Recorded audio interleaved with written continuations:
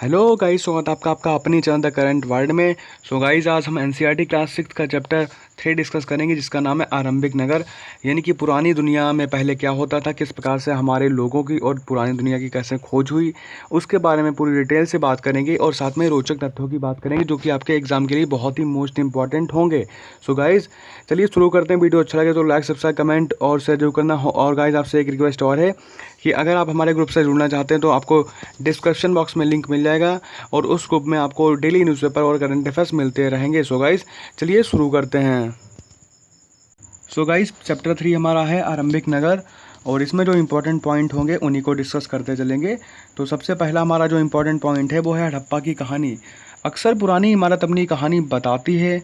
लगभग 150 साल पहले जब पंजाब में पहली बार रेलवे लाइन बिछाई जा रही थी, तो इस काम में जुटे इंजीनियरों को अचानक हड़प्पा पूरा स्थल मिला, जो आधुनिक पाकिस्तान में है। उन्होंने सोचा कि यह एक खंडहर वगैरह होगा जहाँ से अच्छी ईंटें मिलेंगी।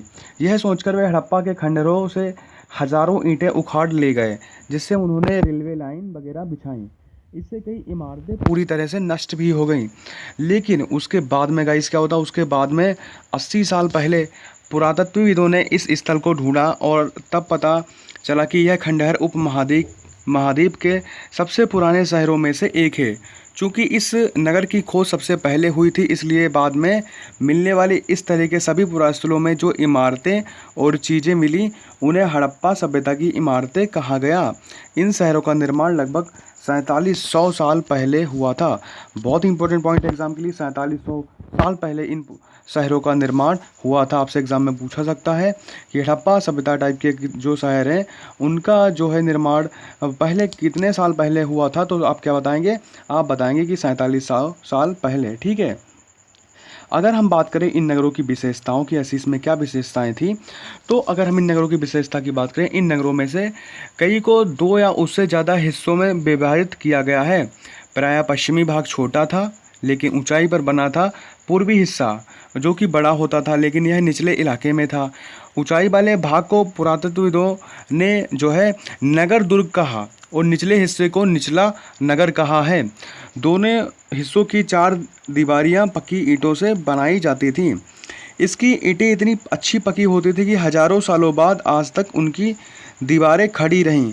दीवार बनाने के लिए ईंटों की चिनाई इस तरह करते थे जिससे कि दीवारें मजबूत वगैरह बनी रहें। ठीक है। तो ऐसे इस तरीके से वहाँ पे मैनेजमेंट सिस्टम था कि मतलब कोई भी काम वो करते थे बहुत ही अच्छे से, बहुत ही मजबूती से काम करते थे। इसी प्रकार वो ईंटें हमेशा आज तक बनी रही हैं।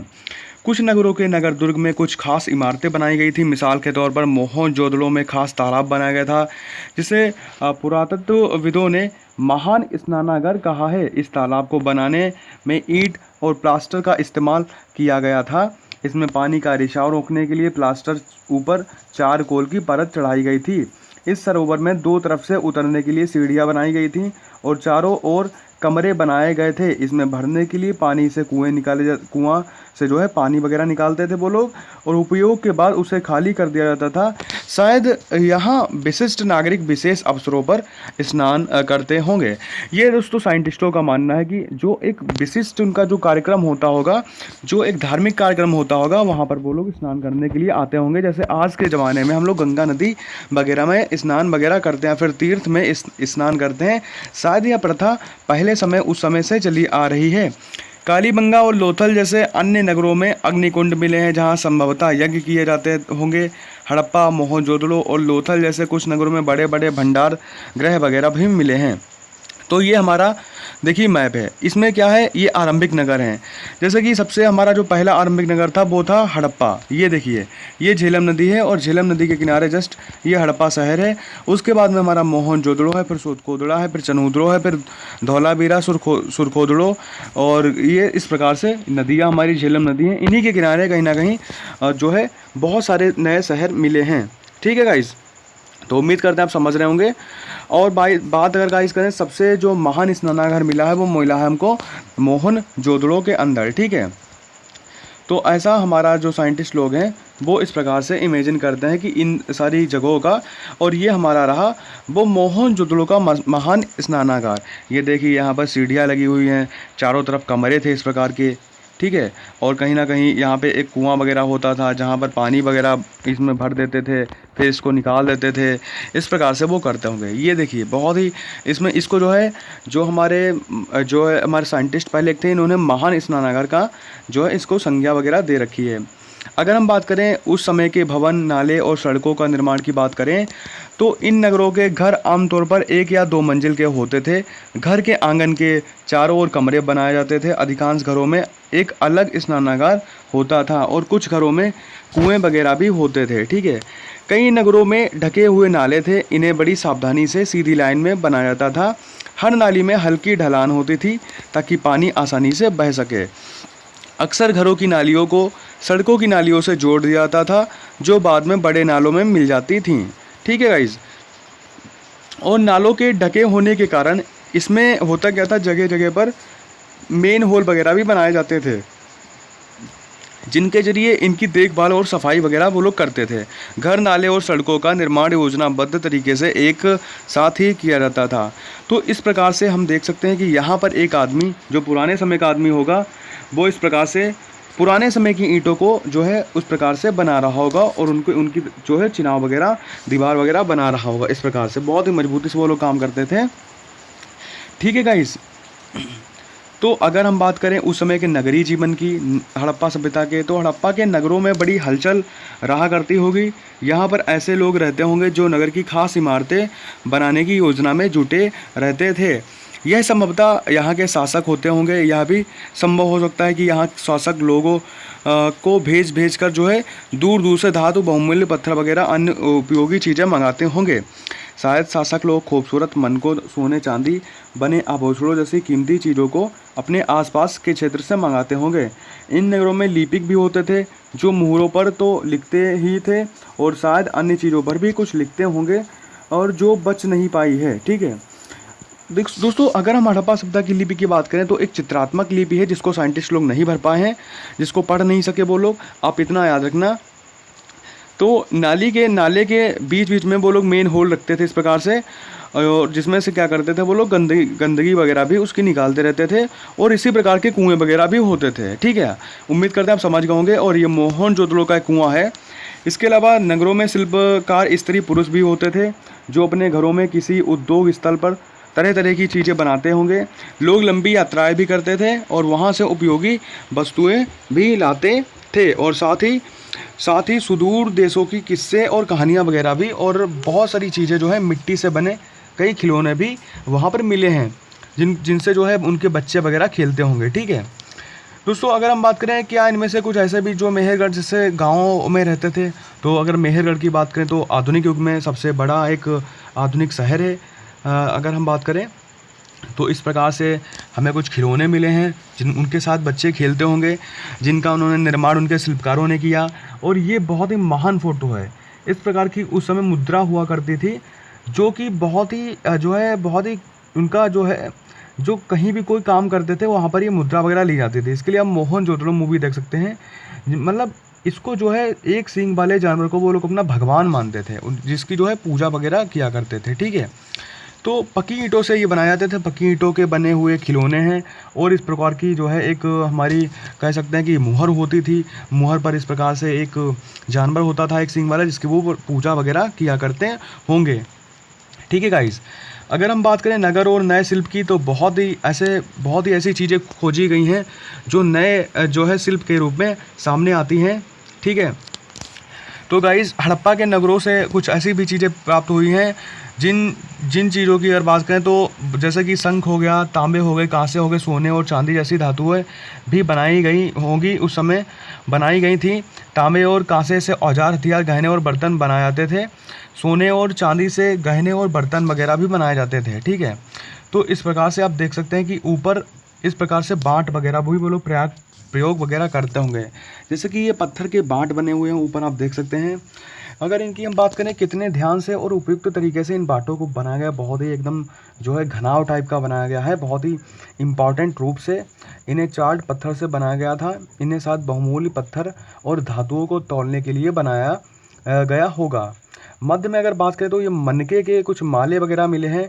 इनमें से अगर बात करें तो कई कार्नियल पत्थरों से बने हुए हैं, जो कार्नियल पत्थर होता था बहुत ही कीमती पत्थर माना जाता था, उन पत्थरों से ये मनके वगैरह बनाए गए होंगे और इन मनकों को बड़ी ही तराश कर बहुत ही सुंदरता रूप से इनको बनाया गया होगा और उसके बाद में इसमें छेद करके इसमें धागा डालकर इसकी माला वगैरह ये इस प्रकार से बनाई गई होगी। ठीक है, तो उम्मीद करते हैं आप समझ रहे होंगे। और अगर हम बात करें तो ये कढ़ाईदार वस्त्र वगैरह भी वो लोग पहनते होंगे। ठीक है, तो मेरे प्यारे दोस्तों, हड़प्पा सभ्यता के लोग पत्थर की मोहरें भी बनाते थे। इन आयताकार मोहरों पर सामान्यतः जानवरों के चित्र भी मिलते हैं। हड़प्पा सभ्यता के लोग जो थे वो काले रंग की डिज़ाइन के कई खूबसूरत लाल मिट्टी के बर्तन वगैरह भी यूज़ वगैरह करते थे। ठीक है, संभवतः 7000 साल पहले मेहरगढ़ में कपास की खेती होती थी। बहुत ही इंपॉर्टेंट पॉइंट है, 7000 साल पहले मेहरगढ़ में कपास की खेती होती थी। मोहनजोदड़ो से कपड़े के टुकड़ों के अवशेष, चांदी के एक फूलदान के ढक्कन तथा कुछ अन्य तांबे की वस्तुएं से चिपके हुए मिले हैं। यानी कि वहाँ से क्या हुआ है, वहाँ से जो है कुछ ऐसी जो है खेती की संभावना मिली है, जो है कपास है उसके कुछ साक्ष्य मिले हैं जिनके आधार पर साइंटिस्ट कहते हैं कि वहाँ पर ऐसी कुछ खेती वगैरह होती होगी। फैन से बनी तकलियाँ सूत कताई का संकेत देती हैं और इस प्रकार की ये तराशी हुई मूर्ति आप देख सकते हैं। जो है वहाँ पर यहाँ पर मूर्ति के अंदर जो है दाढ़ी वगैरह भी मिलती होगी और इस प्रकार से आदमी की मूर्ति वो लोग बनाते होंगे। ठीक है, तो इस प्रकार से आप देख सकते हैं और इसमें से अधिकांश वस्तुओं का निर्माण विशेषज्ञ वगैरह करते थे। विशेषज्ञ उसे कहते थे जो किसी खास चीज़ को बनाने के लिए खास प्रशिक्षण वगैरह लेते थे, जैसे पत्थर तराशना, मनके चमकाना या फिर मोहरों पर पच्चीकारी करना, जो है इस प्रकार से वो काम करते थे। मूर्ति का चेहरा कितने आकर्षक ढंग से बनाया गया है, उसकी दाढ़ी कितनी अच्छी तरीके से तराशी गई है। जी हाँ, हम बात कर रहे हैं इसी वाली मूर्ति की। बहुत ही आकर्षक तरीके से इसको बनाया गया है। साइंटिस्ट जो पहले के साइंटिस्ट वगैरह थे, जो शिल्पकार थे, उन्होंने बड़ी ही दिमागी तरीके से इसको एक बनावटी रूप से उस समय के इस प्रकार के इंसान रहे होंगे इस तरीके से बनाया। ठीक है, तो इसमें इस प्रकार से आप समझ सकते हैं। यहाँ पे हमारा कुछ इंपॉर्टेंट एक फैक्ट है, वो फैंस की बात करते हैं। पत्थर और शंख प्राकृतिक तौर पर पाए जाते हैं, लेकिन फैंस को कृत्रिम रूप से तैयार किया जाता है। बालू या स्फटिक पत्थरों के चूर्ण को गोंद में मिलाकर उनसे वस्तुएं बनाई जाती थीं। उसके बाद उन वस्तुओं पर चिकनी परत चढ़ाई जाती थी और इस चिकनी परत के रंग प्रायः नीले और हल्के समुद्री हरे होते थे। फैंस से मनके, चूड़ियाँ, बाले और छोटे बर्तन बनाए जाते थे। अब अगर हम बात करें अपने इन कच्चे माल की खोज वो लोग कैसे करते थे, यानी कि जो चीज़ें मिली हुई हैं उनको वो लोग कहाँ से लाते थे, कहाँ से आयात निर्यात करते थे। तो अगर हम बात करें जैसे कि लकड़ी हो गई, धातुएं हो गई, ऐसे कोई प्राकृतिक रूप से जो उपलब्ध कच्चे माल हैं वो लोग कहाँ से लाते थे, तो वो लोग कहीं ना कहीं बहुत ही दूर दूर आसपास से, मान लो कि मेसोपोटामिया वाली सभ्यता से भी उनका कांटेक्ट था। ठीक है, और उसके बाद में अगर हम बात करें जैसे कि लोहा हो गया, तांबा हो गया, सोना हो गया, चांदी हो गया, वो लोग दूर दूर से आयात करते थे। ठीक है, जैसे कि जैसे राजस्थान की खेतड़ी से वो लोग जो है सोना वगैरह लाते थे, टीन लाते थे। इस प्रकार से वो लोग आयात निर्यात करते थे। जैसे कि टीन का आयात वो लोग क्या करते थे, आधुनिक ईरान और अफ़गानिस्तान से किया करते थे, और सोने का आयात आधुनिक कर्नाटक, और बहुमूल्य पत्थर का आयात वो लोग गुजरात, ईरान और अफ़गानिस्तान से किया करते होंगे। ठीक है, और कांसे बनाने के लिए तांबे के साथ मिलाई जाती थी धातु। टीन का आयात जो लोग हैं वो लोग क्या करते थे, कहाँ से करते थे, ईरान से करते थे। ठीक है, तो आप देख सकते हैं कि ऊपर कुछ हमारे मैप दिए गए हैं। तो अगर हम बात करें इस वाले चित्र की, तो ये वाला चित्र हमको दिखाता है कि वो लोग बैलगाड़ी से भी परिचित रहे होंगे, और एक प्रकार की ये मोहर है, इस पे पक्षी हैं और बहुत ही अच्छी डिज़ाइन बनी हुई है। तो कहीं ना कहीं बहुत सारी चीज़ों का वो लोग प्रयोग करते थे। ठीक है, जो पहले के लोग थे वो नगरों के अलावा गाँव में भी रहते थे। वे अनाज उगाते थे और जानवर पालते थे। किसान और चरवाहे शहरों में रहने वाले शासकों, लेखकों और दस्तकारों को खाने के सामान वगैरह वो लोग दिया करते थे। पौधों के अवशेषों से पता चलता कि हड़प्पा के लोग गेहूं, जौ, दाल, मटर, धान, तिल और सरसों भी से परिचित रहे होंगे। ठीक है, क्योंकि ऐसे साक्ष्य मिले हैं। ज़मीन के जुताई के लिए जो है वहाँ पे हल भी मिला है, लकड़ी का हल। ये देखिए, आप देख सकते हैं इस प्रकार का हल। इस यहाँ से पकड़ पकड़ करके यहाँ से जो है इसको खींचते होंगे, जिससे जो ज़मीन होगी वहाँ पे जो है ज़मीन की खुदाई वगैरह वो लोग करते होंगे इससे, ठीक है। और कई प्रकार के खिलौने वगैरह भी मिले हैं, फसलों की सिंचाई के साक्ष्य मिले हैं। हड़प्पा के लोग गाय भैंस भेड़ बकरियां पालते थे। बस्तियों के आसपास तालाब चारागाहें वगैरह होते थे, लेकिन सूखे महीने में मवेशियों के झुंडों को चारा पानी की तलाश में दूर दूर तक जाना होता था, ठीक है। तो उम्मीद करते हैं आप समझने का प्रयास कर रहे होंगे। और शिकार के लिए भी वो लोग क्या करते थे, दूर दूर जाने का प्रयास भी करते रहते थे, ठीक है। ठीक है, तो यहाँ पर हमारा नेक्स्ट पॉइंट है गुजरात में हड़प्पाकालीन नगर का सूक्ष्म निरीक्षण। अगर इसकी हम बात करें तो कच्छ के इलाके में खादिर बेद के किनारे धौलावीरा नगर बसा था। वहाँ साफ पानी मिलता था और ज़मीन उपजाऊ होती थी। जहाँ हड़प्पा सभ्यता के कई नगर 2 भागों में विभक्त मिले थे, वहीं धौलावीरा नगर को 3 भागों में बांटा गया था। इसके हर हिस्से के चारों ओर पत्थर की ऊंची ऊंची दीवारें बनाई गई थी। इसके अंदर जाने के लिए बड़े बड़े प्रवेश द्वार थे। इस नगर में एक जो है खाली मैदान भी था, जहाँ सार्वजनिक कार्यक्रम आयोजित होते थे। यहाँ मिले कुछ अवशेषों में हड़प्पा लिपि के बड़े बड़े अक्षरों को पत्थरों पर खुदा पाया गया। इन अभिलेखों को संभवतः लकड़ी में जड़ा गया था। यहाँ एक अनोखा अवशेष मिलता है, क्योंकि आमतौर पर हड़प्पा के लेख मुहर जैसी छोटी वस्तुएं वगैरह भी वहाँ पर पाई जाती हैं, ठीक है। तो गुजरात की खंबात खाड़ी में मिलने वाली साबरमती की एक उपनदी के किनारे बसा लोथल नगर ऐसे स्थानों पर बसा था जहाँ कीमती पत्थर जैसे कच्चा माल आसानी से मिल जाता था। यहाँ पत्थर शंख और धातुएं वगैरह मिलती थीं, ठीक है। इस नगर में एक भंडार गृह भी मिला है। इस भंडार गृह से कुछ मुहरें मुद्रांकन और मुहरबंदी गीली मिट्टी पर दबाने से बनी उसकी चाप से मिली हैं, ठीक है। जो लोथल था एक प्रकार का बंदरगाह था। बहुत ही इंपॉर्टेंट बात है, यह बड़ा तालाब लोथल का बंदरगाह रहा होगा, जहाँ समुद्र के रास्ते जो है नावें वगैरह रुकती होंगी। संभवतः यहाँ पर जो है माल वगैरह उतारा चढ़ाया जाता होगा। इस प्रकार का तालाब, इसका सीधा कांटेक्ट जो था वो समुद्र वगैरह से था, जिससे यह पता चलता है कि इसका कांटेक्ट जो था आयात निर्यात वगैरह के लिए होता होगा, ठीक है। यह संभवतः होगा, पॉसिबिलिटीज़ हैं। यहाँ पर एक इमारत भी मिली है जहाँ पर संभवतः मनके बनाने का काम होता था।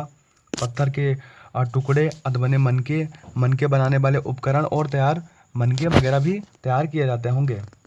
मुहर और मुद्रांकन या मुहरबंदी। मुहर का प्रयोग सामान से भरे उन डिब्बों या थैलों को चिन्हित करने के लिए किया जाता होगा जिन्हें एक जगह से दूसरी जगह भेजा जाता था।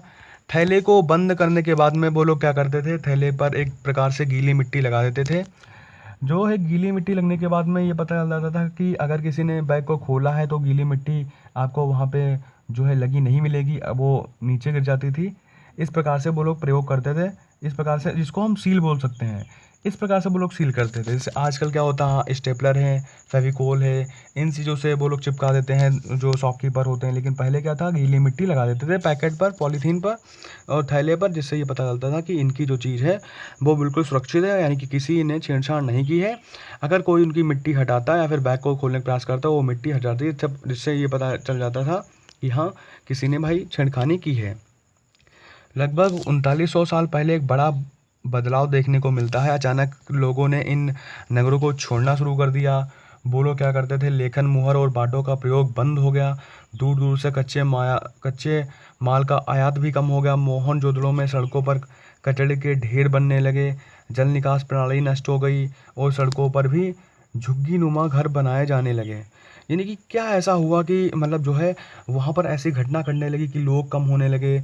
क्या ऐसा हुआ, इसके बारे में साइंटिस्ट भी बहुत कन्फ्यूज़न में हैं।